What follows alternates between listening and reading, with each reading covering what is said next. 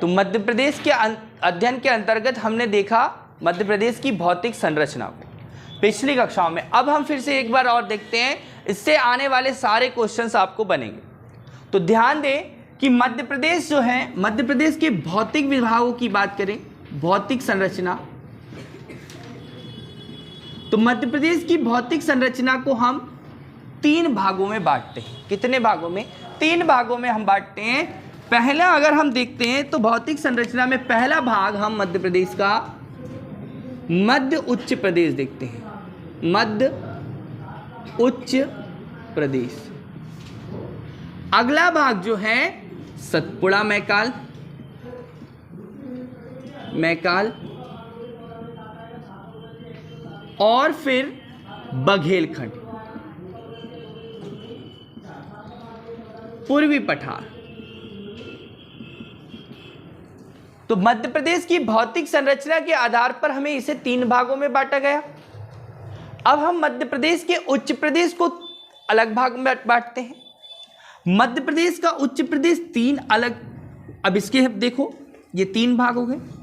मध्य प्रदेश के उच्च प्रदेश को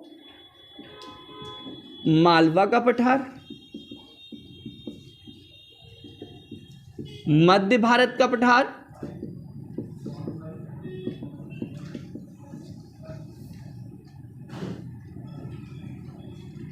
बुंदेलखंड का पठार,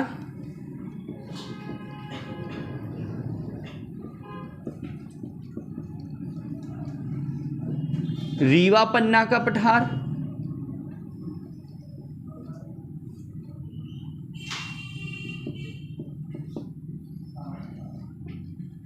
नर्मदा सोन घाटी।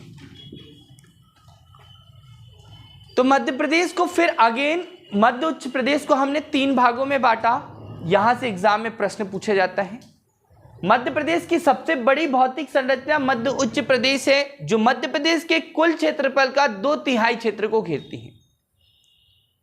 मध्य प्रदेश का कुल क्षेत्र का 2/3 क्षेत्र को कौन घेरता है? मध्य उच्च प्रदेश। और मध्य उच्च प्रदेश मध्य प्रदेश के उत्तर पश्चिम वाले भाग में स्थित है।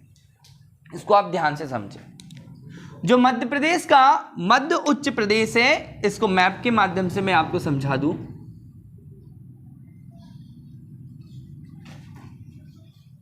मध्य उच्च प्रदेश पठारी क्षेत्र है, जैसा कि आप सब जानते हैं कि मध्य प्रदेश ही भी किसका भाग है? प्रायद्वीप भारत का भाग है। और इस प्रायद्वीप भारत के भाग, इस मध्य प्रदेश के उत्तर में गंगा नदी बेसिन, यमुना नदी बेसिन, दक्षिण में आपका दक्कन का पठार, पूर्व में बघेलखंड का पठार, पश्चिम में गुजरात वाला हिस्सा, गुजरात का हिस्सा मतलब गुजरात का पठारी क्षेत्र, ये आपको ध्यान रखना है।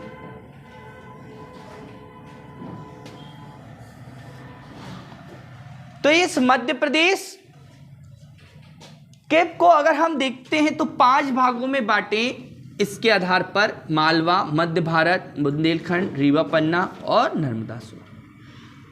सतपुड़ा, बघेलखंड अन्य भाग है। इस मध्य प्रदेश के उत्तर पश्चिमी क्षेत्र, जिसमें मैंने आपको बताया कि मध्य प्रदेश का लगभग 2/3 हिस्सा जो है वो कौन घेरे हुए हैं? 2/3 हिस्सा मध्य उच्च प्रदेश घेरे हुए। तो इसमें सबसे पहला भाग जो आता है वो मालवा का पठार आता है। मध्य प्रदेश का क्षेत्रफल आप सभी को याद है कि मध्य प्रदेश का क्षेत्रफल 3,08,252 वर्ग किलोमीटर है, जो पूरे भारत का 9.38% है। यहाँ इस क्षेत्रफल के आधार पर मध्य प्रदेश भारत का 2nd बड़ा राज्य है, दूसरा सबसे बड़ा राज्य है। तो मध्य प्रदेश जो है उसमें सबसे बड़ा भूभाग मालवा का पठार है। मालवा का पठार, मालवा का पठार जो है, एक एक कर आप ध्यान से सुनिएगा। मालवा का जो पठार है इसका क्षेत्रफल 88,222 वर्ग किलोमीटर है। कितना है?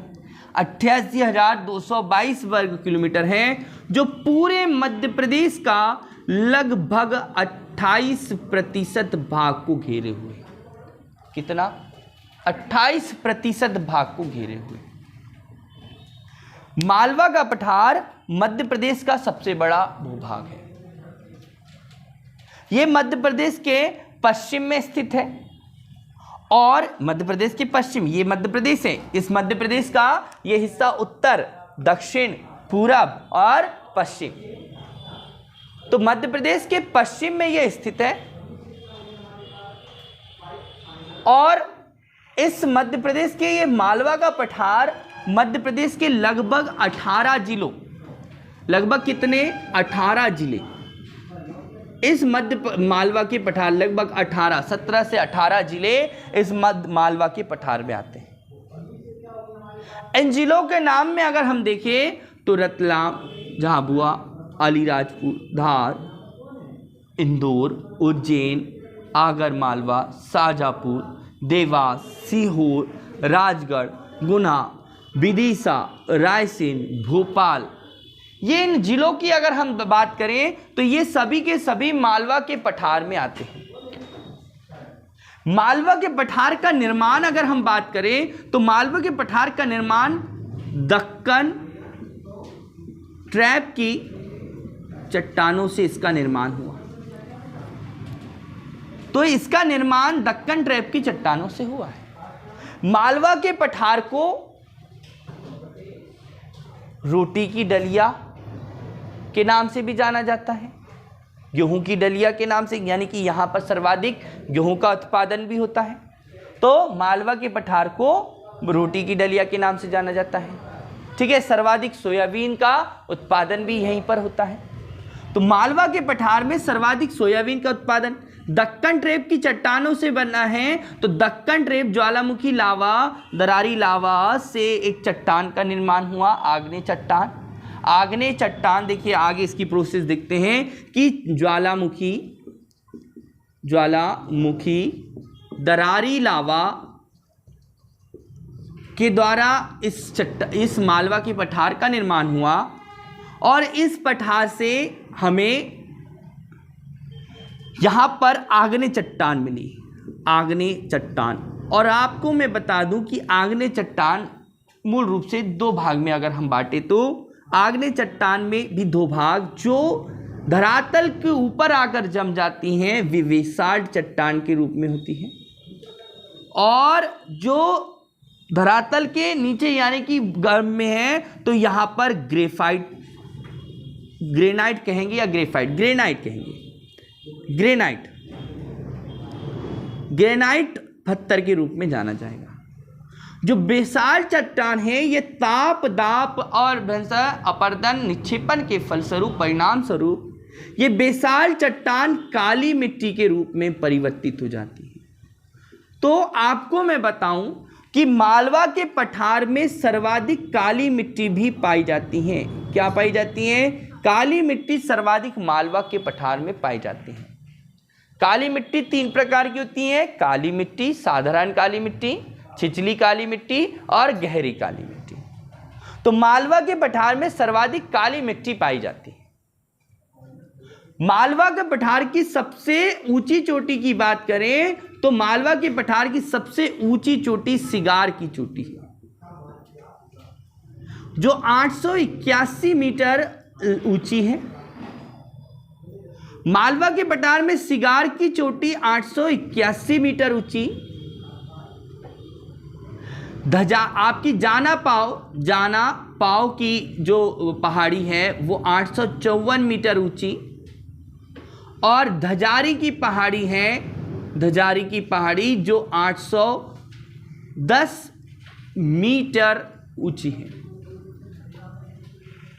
मतलब मालवा के पठार में आपको ये तीन चोटियों के बारे में आपको मिलेगा।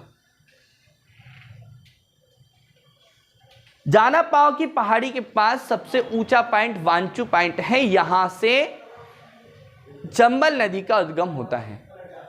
तो याद रखना कि चंबल नदी का उद्गम आपके इंदौर के मालवा के पठार के जाना पाव की पहाड़ी से होता है।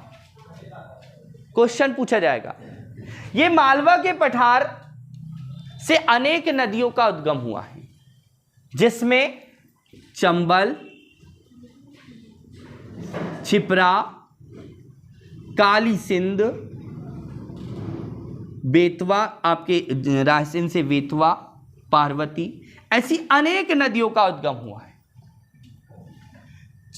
जो आपका मालवा का पठार है, ये आपको ध्यान रखना कि अनेक नदियों का उद्गम स्थल भी है। जाओ, ठीक है, तो ये आपको ध्यान रखना है कि मालवा का पठार दक्कन ट्रेप की चट्टानों से बना हुआ है। काली मिट्टी यहां पर प्रचुर मात्रा में पाई जाती है। अब इसकी वर्षा को देखें तो यहां 50 सेंटीमीटर से 75 सेंटीमीटर के बीच में वर्षा होती है। यहां पर सर्वाधिक काली मिट्टियां पाई जाती हैं। काली मिट्टी मिलेगी आपको, ठीक है। सोयाबीन का उत्पादन यहाँ सर्वाधिक, गेहूं का उत्पादन यहाँ पर सर्वाधिक। आप देखते हैं कि सबसे ज़्यादा मध्य प्रदेश में जनसंख्या घनत्व जो है वो मालवा के पठार में है। उद्योग क्षेत्र भी मालवा के पठार में स्थित है, ठीक है। प्रमुख पर्यटक स्थल भी आपको मालवा के पठार में देखने को मिलेंगे। मांडू जैसे एक क्षेत्र है, मांडू है ना, धार। तो मालवा के पठार के बारे में मैंने आपको बहुत सारी बातें बता दी। एक बार फिर से बता दूं कि मालवा का पठार 88,222 वर्ग किलोमीटर क्षेत्र में फैला हुआ है। अब इसके हम सीमा को देख लेते हैं। तो मालवा के पठार की सीमा आपको मैं बता दूं, ये मालवा के पठार की दक्षिणी सीमा का निर्माण कौन करती है? नर्मदा नदी करती है मालवा का पठार। अब इसको ध्यान से समझें। मालवा के पठार की कोई सीमा जो है, ये सीमा हमने बताई आपको क्या, कि दक्षिणी सीमा कौन सी नदी बनाती है? तो दक्षिणी सीमा इसकी नर्मदा नदी बनाती है। क्षेत्रफल बता दिया है, ठीक। सबसे ऊंची चोटी सिगार की चोटी बता दी आपको। इसके बाद अन्य चोटी भी है, जाना पाव की पहाड़ी और धजारी की चोटी भी आपको यहाँ पर बता दी। कौन सी मिट्टी? काली मिट्टी की अधिकता यहाँ पर है। काली मिट्टी आपको यहाँ पर मिलनी है, ठीक है। इसका निर्माण दक्कन ट्रैप की चट्टानों से हुआ है, ये भी आपको ध्यान रखना। दक्कन ट्रैप की चट्टानों से हुआ है, ठीक है। बहुत सारी नदियां, चंबल, छिपरा, काली सिंध, बेतवा, ये नदियां किससे उद्गमित हुई है? आपके मालवा के पठार से उद्गमित हुई है। आप जानते हैं कि मध्य प्रदेश को क्या कहा जाता है? मध्य प्रदेश को नदियों का मायका भी कहा जाता है। सर्वाधिक नदियां जो हैं मध्य प्रदेश से निकलती हैं। अब इसके बाद हम ऊपर चलते हैं तो एक पठार आता है, जिस पठार का नाम है जो है मध्य भारत का पठार। जो मध्य भारत का पठार है, मध्य भारत का पठार, ये जो मध्य भारत का पठार है, ये मध्य प्रदेश के उत्तर वाले भाग में है, उत्तर पश्चिम भाग में। आप यहां दिख रहे हैं कि भिंड, मुरैना, श्योपुर, ग्वालियर, यहाँ पर आपका नीमच, ये वाला जो क्षेत्र है ये किसके अंतर्गत आ रहा है? मध्य भारत के पठार के अंतर्गत आ रहा है, ठीक है। ध्यान रखेंगे तो यहां से एग्जाम में प्रश्न पूछा जाएगा। ये पूरा मध्य प्रदेश का 10.68% भाग है। ये चंबल का उपाद्र प्रदेश के नाम से जाना जाता है। चंबल का उपाद्र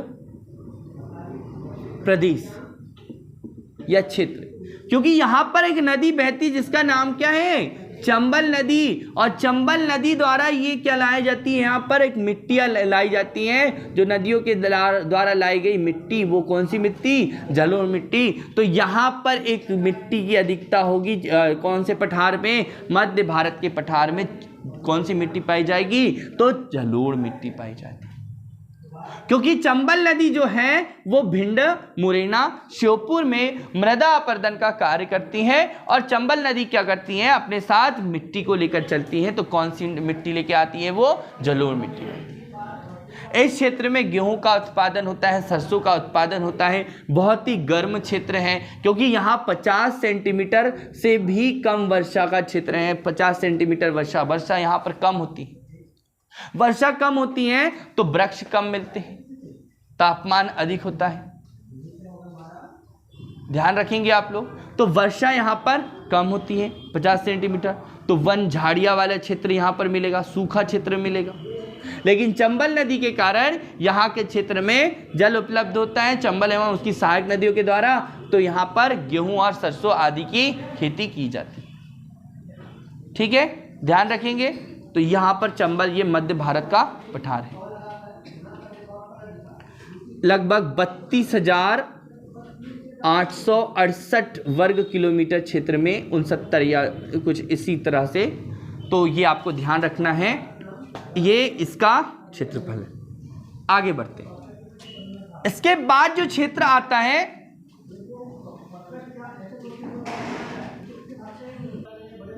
तो मध्य भारत के पठार के बाद अगला जो भाग आता है वो है बुंदेलखंड का पठार। बुंदेलखंड का पठार जो है, ये पठार से एग्जाम में क्वेश्चन पूछे जाएंगे। बुंदेलखंड का पठार आप देखेंगे कि ये आपका कहाँ वाला क्षेत्र है, तो आपका दतिया, आपका यहाँ पर अशोकनगर, सागर, टीकमगढ़, निवाड़ी, छतरपुर, इन क्षेत्रों में बुंदेलखंड का पठार बना। ठीक है, तो बुंदेलखंड के पठार से प्रश्न होगा। बुंदेलखंड का पठार लगभग 23,733 या 23 वर्ग किलोमीटर क्षेत्र में फैला हुआ है,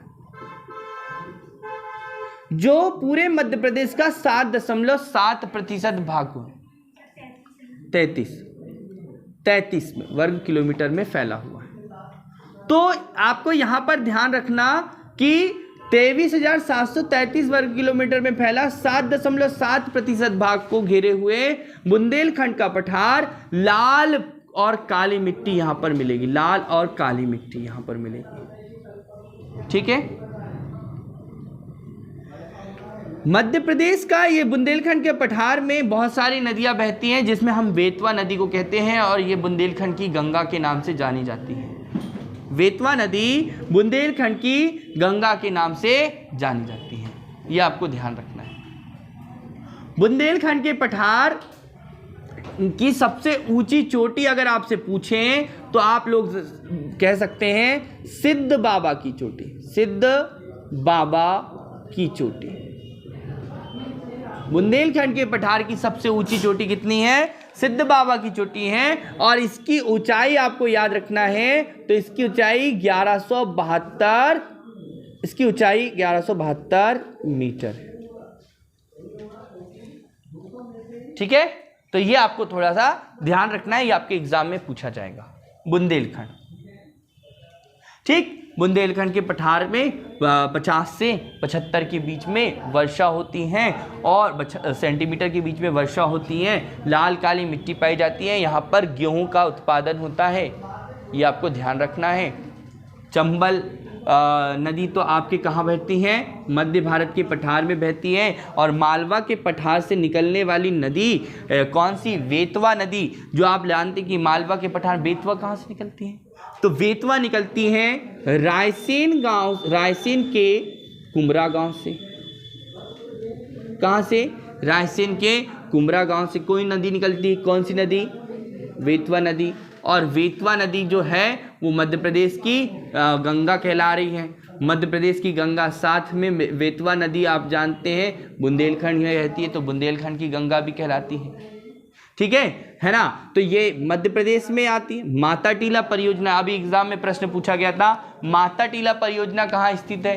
तो माता टीला परियोजना आपकी बेतवा नदी पर स्थित है, जिसको राजघाट या रानी लक्ष्मीबाई परियोजना भी कहते हैं, क्योंकि झांसी जो है, झांसी के निकट है ये। झांसी में कौन है? रानी लक्ष्मीबाई, इसलिए इस परियोजना का नाम क्या नाम रखा? रानी लक्ष्मीबाई परियोजना या माता टीला परियोजना, या फिर एक और नाम दिया था राजघाट परियोजना, जो मध्य प्रदेश और उत्तर प्रदेश की संयुक्त परियोजना है। तो मध्य प्रदेश का ये हिस्सा बुंदेलखंड का भाग आपको मैं बता दिया, बुंदेलखंड का। ठीक है, आगे हम चलते हैं और देखते हैं कि अगला जो है वो रीवा पन्ना का पठार है। रीवा पन्ना का पठार, रीवा पन्ना का पठार जो है मध्य प्रदेश के इस वाले हिस्से में है, मतलब उत्तर। अब देखना आप, इसके बाद में मैं आपको नदियां बताऊंगा इसी से रिलेटेड, नदियां की कौन सी नदी, तो आप मध्य प्रदेश के ढलान को जानोगे। मतलब मध्य प्रदेश का ढलान उत्तर में भी है और उत्तर पूर्व में है। क्यों? क्योंकि अगर इसका उत्तरी ढलान को देखें तो आप पाएंगे कि भैया यहाँ से चंबल नदी जो है उत्तर में जाती है और पूर्व दिशा में मुड़ जाती है। ऐसे ही छिप्रा, बेतवा, काली सिंध, है ना, केन, टोंस, आप सोन, ये सभी नदियां जो है उत्तर में जाकर उत्तर पूर्व की दिशा की ओर मुड़ जाती हैं। तो मध्य प्रदेश का ढलान जो है वो उत्तर और उत्तर पूर्व में आ जाता है। तो ये भी आपको ध्यान रखना। रीवा पन्ना के पठार को विंध्य कगार भी कहा जाता है। क्या कहा जाता है? विंध्य कगार, विंध्यन कगार भी कहा जाता है, ये आपको ध्यान रखना है।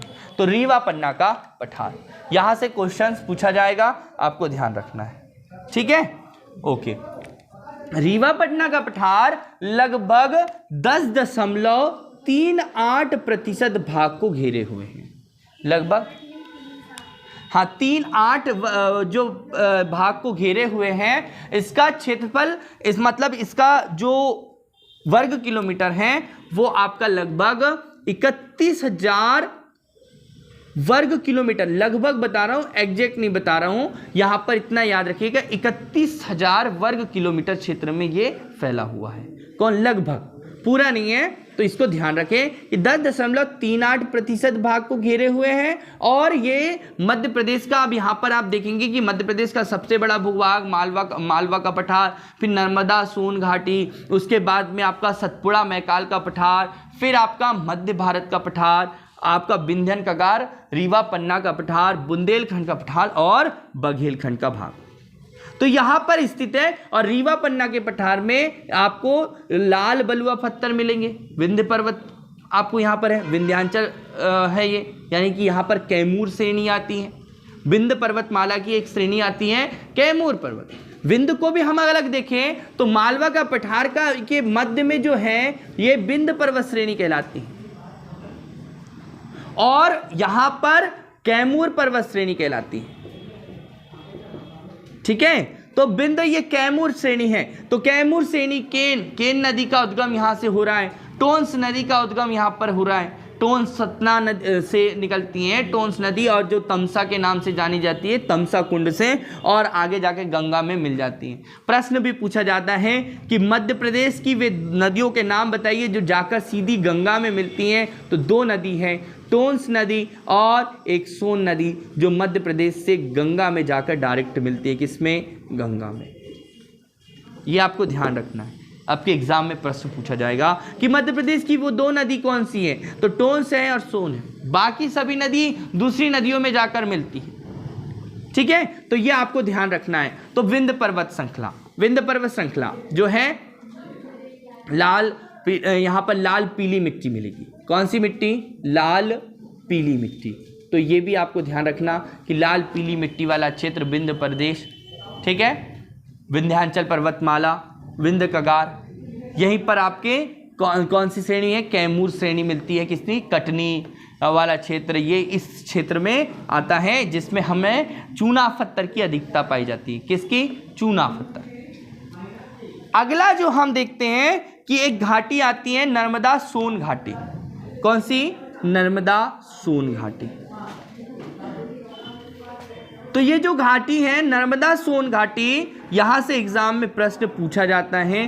तो आपको यहां पर ध्यान देना है कि नर्मदा सोन घाटी, ये नर्मदा सोन घाटी, नर्मदा सोन घाटी। नर्मदा सोन घाटी मध्य प्रदेश का सबसे निचला हिस्सा है।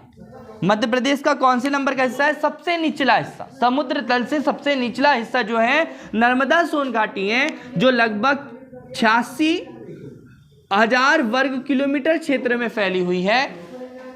और ये मध्य प्रदेश का कितना, ये 28% है और ये 26% भाग को घेरे हुए हैं। नर्मदा सोन घाटी 86,000 वर्ग किलोमीटर में जो 26% भाग को घेरे हुए हैं। इसका पश्चिमी एरिया काली मिट्टी और पूर्वी हिस्सा लाल पीली मिट्टी वाला है।